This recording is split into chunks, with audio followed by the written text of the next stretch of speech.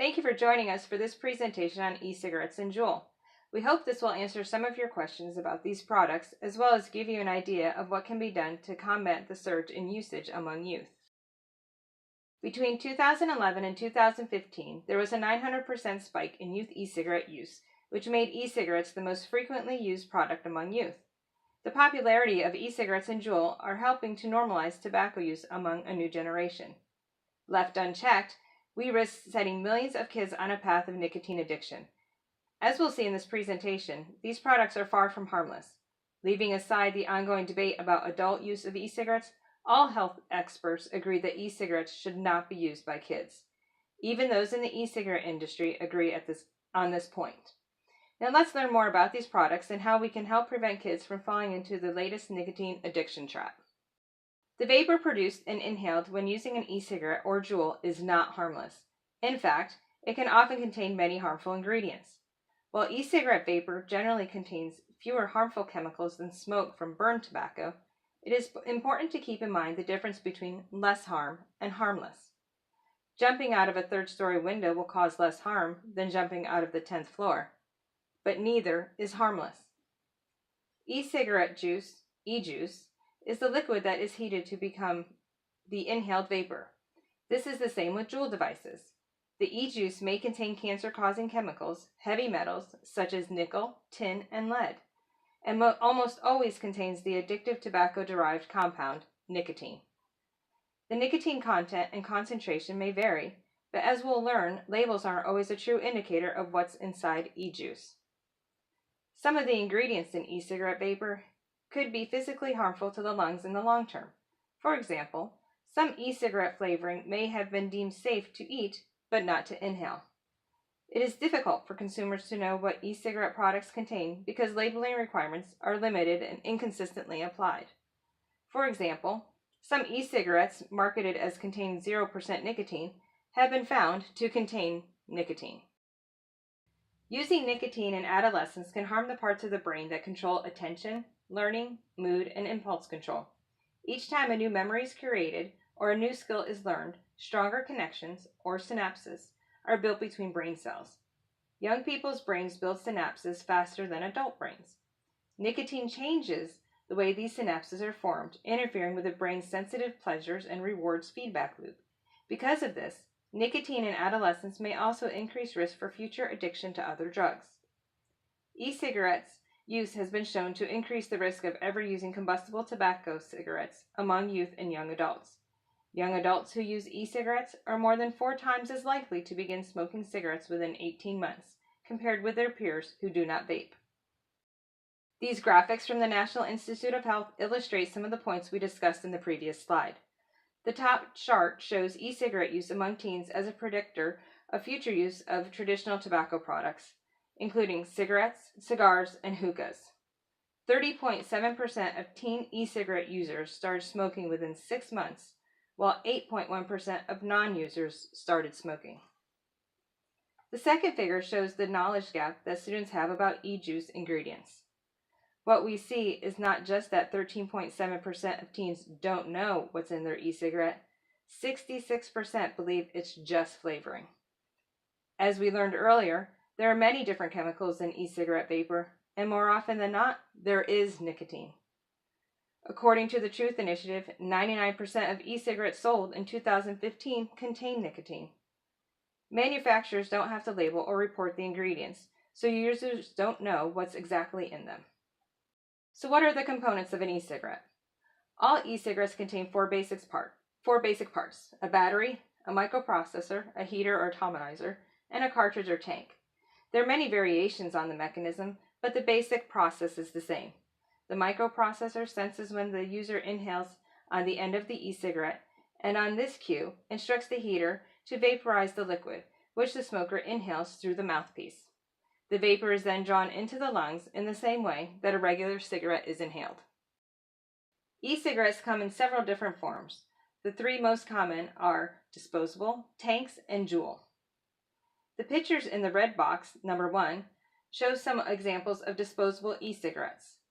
These e-cigarettes often resemble the shape and or look of traditional cigarettes and are intended to be used until the liquid runs out at which point they are to be discarded. Box number 2 has some examples of tanks. Tanks are large e-cigarettes with a rechargeable battery and a large refillable cartridge. The latest product in the e-cigarette epidemic is the JUUL, pictured in box number 3. JUUL uses small disposable pods that insert into a larger JUUL device, which is rechargeable. A JUUL device could easily be confused for a USB drive, and they can even be charged in laptops or computers. Students who use a JUUL device might not consider themselves as vaping or using an e-cigarette, but JUULing. Students who use JUUL may also refer to inhaling on their JUUL as a JUUL rip. In some schools, students even refer to their bathrooms as JUUL lounges. There are more than 8,000 different flavors of e-juice and counting. The use of flavors to mask the harshness of tobacco is a seductive and deceptive marketing technique that has been used by the tobacco industry for decades, including products like menthol cigarettes or fruit-flavored cigars. But e-cigarette vapor lacks the harsh burn of traditional cigarettes or cigars, making the first puff that much friendlier on the palate and thus easier for kids to take up the habit. According to the Journal of the American Medical Association, 81% of kids who ever used tobacco products started with a flavored product. Many youth think that when they vape or JUUL, they aren't consuming nicotine. Yet 99% of e-cigarettes sold in U.S. convenience stores, supermarkets, and similar outlets in 2015 contained nicotine. Beyond nicotine, any substance that can be transformed into a liquid can be used in an e-cigarette, including narcotics like marijuana. JUUL has emerged as the dominant product in the e-cigarette industry, controlling 72% of the market. JUUL is the product of choice for youth and young adults, with sales being driven through the sophisticated marketing and social media campaigns. JUUL pods have an incredibly high nicotine concentrate, which puts each puff from a JUUL on par with the nicotine delivered in a puff from a traditional cigarette. This is not the norm for e-cigarettes. In fact, JUULs are more than double the maximum concentration allowed in the European Union, and the sale of JUUL devices was recently banned in Israel because of the remarkably high nicotine content. The amount of nicotine in a single JUUL pod is equal to the amount of nicotine found in an entire pack of cigarettes, and includes roughly the same number of puffs. The youth e-cigarette and JUUL problem have been widely reported by news outlets locally and nationally. These 3 stories, which came out over the summer, discuss the problem and spotlight schools and districts that are combating youth use with the Catch My Breath program. A major concern about e-cigarettes is the pervasive advertising. According to the National Health Institutes, 7 in 10 kids are regularly exposed to e-cigarette advertisements. The charts at the bottom show a breakdown of where middle school, light orange, and high school, dark orange, students are being exposed to these ads. Among middle school students, 52.8% are exposed to retail ads, 35.8% to internet ads, 34.1% to TV and movie ads, and 25% to newspaper and magazines. Among high school students, 56.3% are exposed to retail ads, 42.9% to internet ads, 38.4% to TV and movie ads, and 34.6% to newspaper and magazine ads. It is important to teach kids to recognize e-cigarette ads, which can be stealthy and subtle in social media, so they can understand when they are being sold something. This is one of the focuses of the Catch My Breath program. Let's recap the major learning points so far. 1. Nicotine is a highly addictive and can harm the brain development in adolescents up until the age of 25. 2. The health effects of inhaling chemicals such as lead, diacetyl, nickel, and tin that are found in each e-liquid or juice are unknown. And 3. The rates of e-cigarette use among youth across the nation can continue to rise, and evidence is showing that youth who use e-cigarettes are more likely to use combustible cigarettes compared to those who never use e-cigarettes. The resocialization and normalization of youth tobacco use is evident and will continue to rise unless something is done. So what can be done? Catch My Breath is the #1 best practiced youth e-cigarette and JUUL prevention program used in 42 states and counting, and has been featured in Edutopia, CNN, and CNBC. The program was developed by the University of Texas Health Science Center at Houston School of Public Health and has been shown to be effective in scientific testing. By adapting the program at your school, you will be joining more than 225 other middle and high schools that have decided to fight back against the rising youth e-cigarette epidemic. The program has a broad network of support among the public health community, and the Catch Global Foundation is available to help and support with any of your implementation needs. Catch My Breath is available to your school for free, thanks to generous funding support from CVS Health.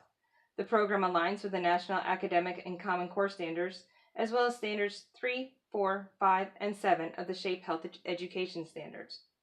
During the 4-lesson peer-led program, students will receive information regarding e-cigarette and JUUL products and learn about the marketing tactics used to lure youth into believing they are fun and harmless. Students will also practice communication and decision-making skills to avoid peer pressure to use e-cigarettes and JUUL. The program is available for grades 6 through 12 and may be taught multiple years as the content progresses in complexity from year to year. For questions about the program or e-cigarette prevention in general, please feel free to contact the Catch My Breath Program Manager, Marcella Bianco.